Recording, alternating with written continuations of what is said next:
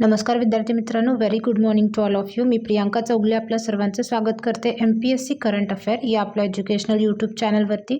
आणि आजच्या सेशनमध्ये आपण 2 एप्रिल 2026 रिलेटेड जेवढा काही इम्पॉर्टंट चालू घडामोडी आहेत त्याचबरोबर त्याच्याशी रिलेटेड जो काही GSचा पोर्शन आहे तो देखील कव्हर करून घेतोय. तर व्हिडिओ शेवटपर्यंत नक्की पहा. सेशनला सुरुवात करण्यापूर्वी जे कोणी विद्यार्थी मित्र आपल्या चॅनलवरती नवीन असतील त्यांनी चॅनलला सबस्क्राईब करा. त्याचबरोबर बेल आयकॉनवरती क्लिक करून ऑल नोटिफिकेशन सेट करा, जेणेकरून रोज जेव्हा आपला व्हिडिओ अपलोड होतोय तेव्हा तुम्ही तो पाहू शकाल. तर आजच्या दिवसातील तुमच्यासाठीचा प्रश्न काय आहे ते पाहूयात. बघा, 52वी G7 शिखर परिषद कोणत्या देशात होईल असा तुम्हाला क्वेश्चन विचारला आहे. हा जो क्वेश्चन आहे तो प्रिव्हियस लेक्चरवरती डिपेंड आहे आणि याचं जे काही योग्य उत्तर तुम्हाला वाटत असेल ते तुम्ही कमेंट बॉक्समध्ये मेन्शन करा. त्याचबरोबर तुम्हाला स्टॅटिक डाटा आठवत असेल किंवा त्याच्याशी रिलेटेड जो काही GSचा पॉईंट आपण डिस्कस केला आहे तो आठवत असेल तर तो देखील कमेंट बॉक्समध्ये लिहिण्याचा प्रयत्न करा, जेणेकरून त्या गोष्टी तुम्हाला रिवाईज होतील आणि एक्झाममध्ये त्याची तुम्हाला हेल्प मिळेल. तर आजच्या सेशनमधील आपला पहिला क्वेश्चन काय आहे ते पाहूयात.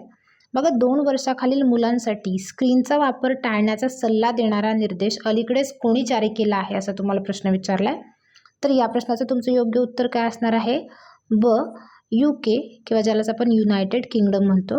तर युनायटेड किंगडमनं अलीकडेच मुलांच्या स्क्रीन टाईमबाबत एकदम कडक नवीन नियम जारी केलेले आहेत, ज्याच्यामध्ये बघा त्यांनी सांगितलेलं आहे की 2 वर्षाखालील जी मुलं आहेत त्यांना मोबाईल फोन, TV, टॅबलेट हे जे स्क्रीन टाईम आहे त्यांचा तो पूर्णपणे टाळण्यास सांगितलेला आहे. आणि 2 ते 5 वर्षातील वयोगटातील जी मुलं आहेत त्यांचा स्क्रीनचा वापर दिवसातून जास्तीत जास्त 1 तासापर्यंत मर्यादित ठेवण्यास देखील त्यांनी सांगितलेलं आहे. आता आपल्याला माहितीच आहे की जी लहान मुलं आहेत ती किती फोनशी ॲडिक्टेड झालेली आहेत आणि याचा अतिरिक्त वापर जर झाला तर त्याचा दुष्परिणाम देखील आपल्या बॉडीवरती होतोय. त्याच्यामध्ये झोपेत आपल्याला व्यत्यय येतोय. त्याच्यानंतर खेळ किंवा मुलांच्या ज्या शारीरिक हालचाली आहेत त्या मोबाईल फोन्सच्या वापरामुळे कमी होत आहेत. त्याचबरोबर त्यांचं जे ब्रेन डेव्हलपमेंट आहे त्याच्यामध्ये भाषा आणि सामाजिक विकासावरती देखील त्याचा परिणाम होऊ शकतोय. त्यामुळे हे नवीन नियम जे आहेत ते जारी करण्यात आलेले आहेत UKद्वारे. त्याच्यानंतर बघा, इथे सोशल मीडिया बंदीवरती प्रश्न आलेला आहे. तर ऑस्ट्रेलियानं अलीकडेच 16 वर्षाखालील मुलांसाठी सोशल मीडियावरती बंदी घातलेली आहे. याच्याशी रिलेटेड क्वेश्चन आपण ऑलरेडी प्रिव्हियस लेक्चरमध्ये डिस्कस केलेला आहे. त्याच्यानंतर बघा, ऑस्ट्रेलियानं 14 वर्षाखालील मुस्लिम मुलींना शाळांमध्ये बुरखा आणि हिजाब घालण्यास देखील बंदी घातलेली आहे. बघा, न्यूझीलंड सरकारनं काय केलेलं आहे, 16 वर्षाखालील मुलांसाठी सोशल मीडियावरती बंदी घालण्याचा प्रस्ताव दिलेला आहे. कधी? मे 2025 मध्ये दिला आहे हा प्रस्ताव.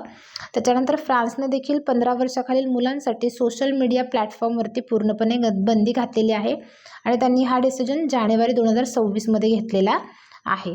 त्याचबरोबर स्पेननं देखील 16 वर्षाखालील मुलांसाठी सोशल मीडिया प्लॅटफॉर्मवरती बंदीची अधिकृत घोषणा केलेली आहे 3 फेब्रुवारी 2026 मध्ये. आणि इंडोनेशियानं काय केलेलं आहे, 16 वर्षाखालील मुलांसाठी सोशल मीडियावर बंदीची घोषणा केलेली आहे मार्चमध्ये. आता कर्नाटक सरकारनं आपल्या अर्थसंकल्पात राज्यात 16 वर्षाखालील मुलांसाठी सोशल मीडियावरती बंदी घालण्याची घोषणा केलेली आहे. आणि हे इम्पॉर्टंट का आहे, कारण असं करणारं ते पहिलं राज्य ठरलेलं आहे आणि मार्च 2026 मध्ये ही घोषणा केलेली आहे. त्याचबरोबर आंध्र प्रदेशनं देखील 13 वर्षाखालील मुलांच्या सोशल मीडिया वापरावरती बंदी जाहीर केलेली आहे. तर एवढ्या ज्या इम्पॉर्टंट नोट्स आहेत त्या तुम्ही नोट डाऊन करून घ्या. त्याचबरोबर तुम्ही जर चॅनलवरती नवीन असाल तर अशाच नवनवीन करंट अपडेटसाठी चॅनलला सबस्क्राईब करा. हा जो व्हिडिओ तुम्हाला आवडत असेल तर तुमच्या फ्रेंडसोबत देखील शेअर करा, जेणेकरून त्यांना देखील याचा फायदा होईल आणि मी देखील जास्तीत जास्त लोकांपर्यंत पोहोचू शकेल. आपला नेक्स्ट क्वेश्चन बघा, जागतिक शांततेसाठी दिलेल्या योगदानाबद्दल कोणत्या राज्याचे सांस्कृतिक मंत्री जुप्पल्ली कृष्णराव यांना ग्रँड प्राइज देऊन सन्मानित करण्यात आले आहे असा तुम्हाला प्रश्न विचारला आहे. तर या प्रश्नाचं तुमचं योग्य उत्तर काय असणार आहे? B, तेलंगणा. आता तेलंगणाचे पर्यटन आणि सांस्कृतिक मंत्री आहेत जुप्पल्ली कृष्णराव. तर यांना जागतिक शांततेतील योगदानाबद्दल ग्रँड प्राइज देऊन त्यांना सन्मानित करण्यात आलेले आहे. आता हा जो पुरस्कार आहे तो हैदराबाद या ठिकाणी आयोजित करण्यात आलेला होता. कोणाकडून? आंतरराष्ट्रीय बौद्ध परिषदेमधून हा जो पुरस्कार आहे तो आयोजित करण्यात आलेला होता. त्याच्यानंतर बघा, इम्पॉर्टंट अवॉर्ड्स बघूया आपण. स्टॉकहोम वॉटर प्राइज 2026 कोणाला मिळालेला आहे? कावेह मदानी यांना. हे इराणी शास्त्रज्ञ आहेत. आणि जलक्षेत्रातील नोबेल पारितोषिक यांना मिळालेलं आहे स्टॉकहोम वॉटर प्राइज. त्याच्यानंतर बघा, जावेद अशरफ हे फ्रान्सच्या प्रतिष्ठित लिजन ऑफ ऑनरचा कमांडर दर्जा म्हणजे तिसरा सर्वोच्च सन्मान आहे हा. आणि हे मिळवणारे हे पहिले भारतीय राजदूत बनलेले आहेत. त्यामुळे यांचं नाव इम्पॉर्टंट आहे, जावेद अशरफ. ठीक आहे. त्याच्यानंतर आणखीन महत्त्वाचं जर बोलायचं झालं तर बघा, टाटा समूहाचे अध्यक्ष आहेत एन चंद्रशेखरन. यांना नुकतंच राजा चार्ल्स तिसरे यांच्या हस्ते most excellent award of the British Empire KBE ज्याला आपण म्हणतोय, या मानद नाईट कमांडर पदवीनं सन्मानित करण्यात आलेलं होतं. त्याच्यानंतर महिला सक्षमीकरण ट्रेबलर्स पुरस्कार 2026 हा झारखंडच्या आमदार कल्पना सोरेन यांना प्रदान करण्यात आलेला आहे. MP बिर्ला मेमोरियल पुरस्कार 2026 हा भारतीय खगोलशास्त्रज्ञ यशवंत गुप्ता यांना प्रदान करण्यात आलेला आहे. आणि KV सुब्रमण्यम हे शिकागो विद्यापीठाच्या व्यावसायिक कामगिरीचा प्रतिष्ठित माजी विद्यार्थी पुरस्कार जिंकणारे पहिले अर्थशास्त्रज्ञ ठरलेले आहेत. त्यामुळे यांचं नाव देखील इम्पॉर्टंट आहे, KV सुब्रमण्यम. आपला नेक्स्ट क्वेश्चन बघा, कोणत्या कंपनीने भारताचे पहिले पोर्ट ऑफ रिफ्यूज सुरू केलेले आहे असा तुम्हाला प्रश्न विचारला आहे. तर या प्रश्नाचं तुमचं योग्य उत्तर काय असणार आहे? ब, अदानी पोर्ट्स. ठीक आहे. अदानी पोर्ट्सनं काय केलेलं आहे? भारताचं पहिलं पोर्ट ऑफ रिफ्यूज सुरू केलेलं आहे. आता पोर्ट ऑफ रिफ्यूज म्हणजे काय? हे एक सुरक्षित बंदर आहे जिथं संकटात सापडलेली जी जहाजं आहेत ती आपला नांगर टाकू शकतात असं आपण म्हणू शकतोय. आता याचा उद्देश काय आहे? या ठिकाणी होणारी जी जीवितहानी आहे ती टाळणं, त्याचबरोबर जहाजं जी आहे ती एका ठिकाणावरती स्थिर करून पर्यावरणाचं होणारं नुकसान टाळायचं हा त्याचा मुख्य उद्देश आहे. आता मोठे मोठे जे देश आहेत याच्यामध्ये ही ऑलरेडी प्रणाली चालू आहे किंवा आधीपासून अस्तित्वात आहे. पण भारतामध्ये यासाठी आत्तापर्यंत तरी कोणतंही औपचारिक प्रणाली नव्हती. आत्ता अदानी पोर्ट्सनं हे चालू केलेलं आहे. आता POR कुठे स्थापन करण्यात आलेलं आहे? पहिलं तर आहे दिघी पोर्ट, पश्चिम किनारा, मुंबई या ठिकाणी. तर या ठिकाणी कुठली हे चालू करणार आहेत? अरबी समुद्र आणि पर्शियन आखातातील मार्गांसाठी हा दिघी पोर्ट असणार आहे. त्याचनंतर दुसरं आहे गोपालपूर पोर्ट, पूर्व किनारा, ओडिसा या ठिकाणी. जे काही बंगालचा उपसागर आणि मलाक्काच्या सामुद्रधुनीतून प्रवास करणारी जी जहाजं आहेत ती या ठिकाणी थांबू शकतात. ठीक आहे. त्याच्यानंतर महत्त्वाची बंदरं आपण पाहूयात. बघा, वधवान बंदर हे महाराष्ट्रातील पालघर जिल्ह्यातील आहे आणि पंतप्रधानांच्या हस्ते याची पायाभरणी करण्यात आलेली आहे. चहाबहार बंदर याच्यावरती पोलीस भरतीला प्रश्न देखील आलेला आहे. हे इराणचं आहे. शाहिद बेहस्ती टर्मिनल आता भारतानं 10 वर्षांसाठी हे भाडेपट्टी करारानं घेतलेलं आहे. सिटवे बंदर कुठे आहे? म्यानमार या ठिकाणी. कंके संथुराई बंदर श्रीलंकेत आहे. पारादीप बंदर ओडिसामध्ये आहे. दार एस सलाम बंदर टांझानियामध्ये आहे. हैफा बंदर कुठे आहे? इस्रायलमध्ये आहे. ग्वादर बंदर पाकिस्तानमध्ये आहे आणि हे कुणी बांधलेलं आहे? चीननं बांधलेलं आहे. विंझियम बंदर हे केरळमधलं आहे. भारताचं पहिलं पूर्णपणे विकसित खोल पाण्यातील ट्रान्सशिपमेंट बंदर आहे हे, त्यामुळे हे इम्पॉर्टंट आहे. आता ट्रान्सशिपमेंट बंदर म्हणजे काय? जिथं माल जो आहे तो एका जहाजातून दुसऱ्या जहाजात हस्तांतरित केला जाऊ शकतोय, त्याला आपण ट्रान्सशिपमेंट बंदर असं म्हणतोय. आपला नेक्स्ट क्वेश्चन बघा, केंद्रीय मंत्री नितीन गडकरी आणि अश्विनी वैष्णव यांनी रस्ते, रेल्वे, पूल प्रकल्पांसाठी कोणतं पोर्टल सुरू केलेलं आहे असा तुम्हाला प्रश्न विचारला आहे. तर या प्रश्नाचं तुमचं योग्य उत्तर काय असणार आहे? अ, प्रिझम SG पोर्टल. आता हे पोर्टल नेमकं काय आहे ते बघूया. उद्घाटन आत्ताच आपण बघितलं की नितीन गडकरी आणि अश्विनी वैष्णव यांनी केलेलं आहे. प्रिझम SG याचा फुल फॉर्म काय आहे? Portal for rail road inspection and stages management steel girder. आता याचा उपयोग जो आहे तो रोड ओव्हर ब्रिज याच्या बांधकामाच्या कामावर ऑनलाईन प्रक्रिया करण्यासाठी केला जाईल. आपला नेक्स्ट क्वेश्चन आहे, संरक्षण मंत्रालयाने तुंगुस्का क्षेपणास्त्र प्रणालीसाठी 445 कोटींचा खरेदी करार कोणासोबत केला आहे असा तुम्हाला प्रश्न विचारला आहे. तर या प्रश्नाचं तुमचं योग्य उत्तर काय असणार आहे? ड, रशिया. तर बघा, भारतानं रशियासोबत तुंगुस्का हवाई संरक्षण क्षेपणास्त्र प्रणालीसाठी एक इम्पॉर्टंट करार जो आहे त्याच्यावरती स्वाक्षरी केलेली आहे. आता तुंगुस्का प्रणाली म्हणजे काय? ही एक हवाई संरक्षण प्रणाली आहे.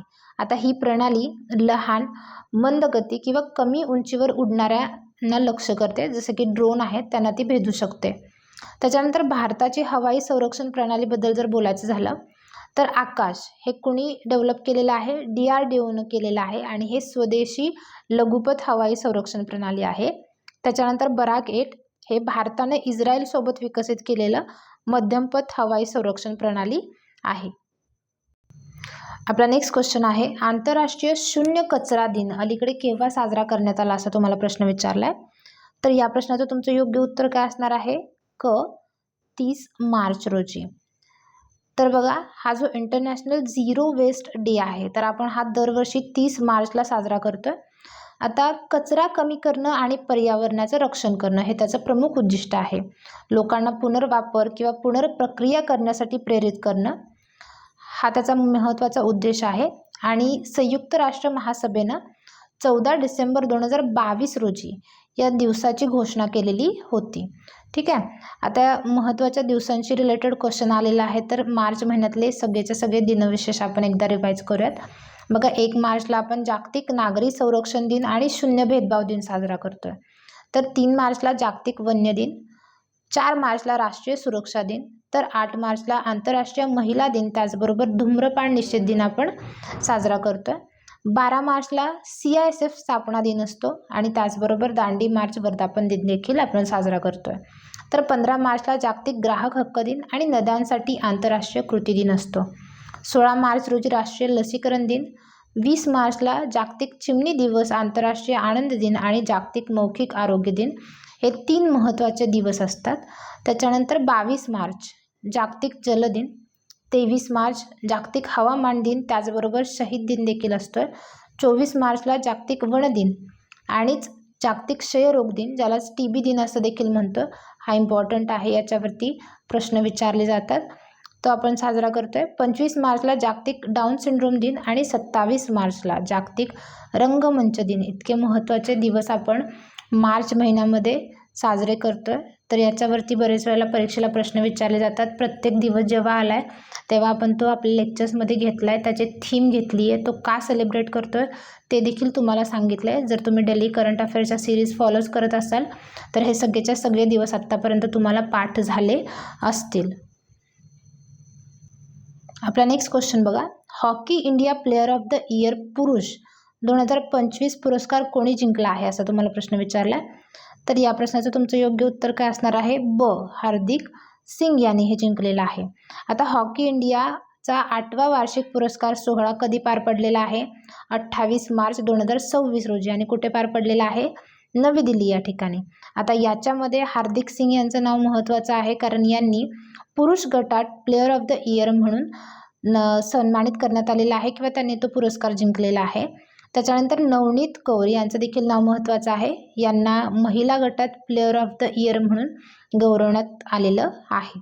त्याच्यानंतर आणखीन महत्त्वाचं नाव एक आहे जफर इक्बाल, यांना मेजर ध्यानचंद जीवनगौरव पुरस्कार मिळालेला आहे आणि 1980 मध्ये मॉस्को ऑलिम्पिक्स याच्यामध्ये सुवर्णपदक विजेत्या संघाचे ते सदस्य देखील राहिलेले आहेत.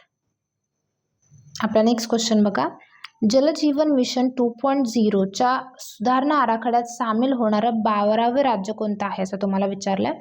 तर या प्रश्नाचं तुमचं योग्य उत्तर काय असणार आहे? मेघालय. तर बघा, जलजीवन मिशन 2.0 अंतर्गत सामंजस्य करारावरती स्वाक्षरी करणारं मेघालय हे कितवं राज्य बनलेलं आहे? 12वं. आता या कराराचा उद्देश काय आहे? ग्रामीण भागात अधिक चांगला त्याचबरोबर शाश्वत पाणी पुरवठा करणं. आता या मिशनची अंतिम मुदत कधीपर्यंत आहे? डिसेंबर 2028 पर्यंत. आत्तापर्यंत मेघालयात अंदाजे 83% घरांना नळाद्वारे पाणी पुरवठा होतोय. आता याचं लक्ष्य किती आहे? 100% व्याप्तीचं याचं लक्ष्य आहे. बघा, जलजीवन मिशनबद्दल बोलायचं झालं तर याचं ध्येय काय आहे की प्रत्येक ग्रामीण कुटुंबाला स्वच्छ पाणी पुरवणं आणि त्याचबरोबर या कार्यात गावकऱ्यांना देखील सहभागी करून घेणं. आता याची सुरुवात जी आहे ती 15 ऑगस्ट 2019ला करण्यात आलेली होती आणि कुणी चालू केलेलं आहे? जलशक्ती मंत्रालयाने. प्रत्येक ग्रामीण कुटुंबाला नळाच्या पाण्याची जोडणी करून देणं आणि त्यांना शुद्ध पाणी पुरवठा करणं हे त्यांचं ध्येय आहे. आता 2019 मध्ये केवळ 17% ग्रामीण कुटुंबांकडे नळाचं पाणी होतं. पण आत्ताची कंडिशन बघायची झाली 2026ची, तर अंदाजे 81.6% म्हणजेच 158 दशलक्ष कुटुंबांना नळाच्या पाण्याची सोय उपलब्ध करून देण्यात आलेली आहे. आपला नेक्स्ट क्वेश्चन बघा. वर्ल्ड आर्चरीद्वारे 2025साठी para archer of the year म्हणून कोणाला घोषित करण्यात आले आहे असा तुम्हाला प्रश्न विचारला आहे. तर या प्रश्नाचं तुमचं योग्य उत्तर काय असणार आहे? शीतल देवी. ठीक आहे. तर जागतिक तिरंदाजी संघटनेनं भारतीय तिरंदाज आहेत शीतल देवी यांना para archer of the year 2025 म्हणून घोषित केलेला आहे आणि त्यांना para archer of the year 2025 हा पुरस्कार देखील प्रदान करण्यात आलेला आहे. आता या जम्मू काश्मीरच्या आहेत आणि 19 वर्षीय खेळाडू आहेत. या शीतल देवींच्या प्रमुख कामगिरीबद्दल बोलायचं झालं तर जागतिक पॅरा तिरंदाजी चॅम्पियनशिप 2023मध्ये त्यांनी महिलांच्या कंपाऊंड वैयक्तिक प्रकारात सुवर्णपदक जिंकलेलं होतं. त्याचबरोबर याच स्पर्धेत त्यांनी महिलांच्या सांघिक प्रकारात रौप्य पदक आणि मिश्र सांघिक प्रकारात कांस्य पदक जिंकलेलं आहे. पॅरिस पॅराऑलिम्पिक झालेल्या होत्या 2024मध्ये, तर याच्यामध्ये त्यांनी मिश्र सांघिक प्रकारात कांस्य पदक जिंकलेलं आहे आणि आशियाई पॅरा गेम्स 2022 त्याचबरोबर आशियाई पॅरा तिरंदाजी चॅम्पियन 2023 या दोन्हीमध्ये त्यांनी रौप्य पदक जिंकून भारताची मान उंचावलेली आहे. ठीक आहे. शीतल देवी यांना आणखीन कोणते महत्त्वाचे पुरस्कार मिळालेले आहेत? 2025मध्ये BBC emerging athlete of the year पुरस्कार जिंकणाऱ्या त्या पहिल्या भारतीय तिरंदाज आहेत. त्याचबरोबर 2024ला त्यांना अर्जुन पुरस्काराने देखील गौरवण्यात आलेलं आहे. तर आजच्या सेशनमधील आपलं लास्टचा क्वेश्चन काय ते पाहूयात. मग भारतीय नौदलाने IONS IMX TTX 2026 कोठे आयोजित केलेलं होतं असा तुम्हाला प्रश्न विचारला. तर या प्रश्नाचं तुमचं योग्य उत्तर काय असणार आहे? कोची या ठिकाणी. तर सागरी युद्ध केंद्रात IMX TTX 2026 कोची या ठिकाणी सागरी सरावाचं आयोजन करण्यात आलेलं आणि हे सरावाचं आयोजन कोणी केलेलं होतं? भारतीय नौदलानं. आता हा एक टेबल टॉप एक्सरसाइज आहे जो चर्चा आणि रणनीतीवरती आधारित सराव असून त्यात हिंद महासागर क्षेत्रातील अनेक देशांचा सहभाग राहिलेला आहे. ठीक आहे. IONS याचं पूर्ण नाव काय आहे? Indian ocean naval symposium. हा हिंद महासागरातील देशांच्या नौदलांचा एक गट आहे आणि याचं उद्दिष्ट काय आहे? सागरी सहकार्य वाढवणं, त्याचबरोबर सुरक्षेला आणि HDR म्हणजेच मानवतावादी मदत आणि आपत्ती निवारणला समर्थन देणं. आता याची सुरुवात बघा कधी झालेली आहे? 2008ला आणि ही भारतीय नौदलाचीच संकल्पना आहे. याची पहिली परिषद 2008मध्ये नवी दिल्ली या ठिकाणी भरवण्यात आलेली होती. आत्ता तब्बल 16 वर्षानंतर भारतानं इंडियन ओशन नेव्हल सिम्पोजियमचं अध्यक्षपद जे आहे ते भूषवलेलं आहे किंवा स्वीकारणार आहे 2028 पर्यंत. तर आजचं आपलं लेक्चर इथे संपत आहे. आय होप लेक्चर तुम्हाला आवडलं असेल. लेक्चरशी रिलेटेड किंवा करंट अफेअर्सशी रिलेटेड तुम्हाला काहीही क्युरीज असल्या तर त्या कमेंट बॉक्समध्ये नक्की मेन्शन करा. आपण ते सॉल्व करण्याचा प्रयत्न करूयात. व्हिडिओ आवडत असल्यास व्हिडिओला एक लाईक जरूर करा. चॅनलला आत्तापर्यंत सबस्क्राईब केलं नसेल तर चॅनलला सबस्क्राईब करा. व्हिडिओ पूर्ण पाहिल्याबद्दल धन्यवाद.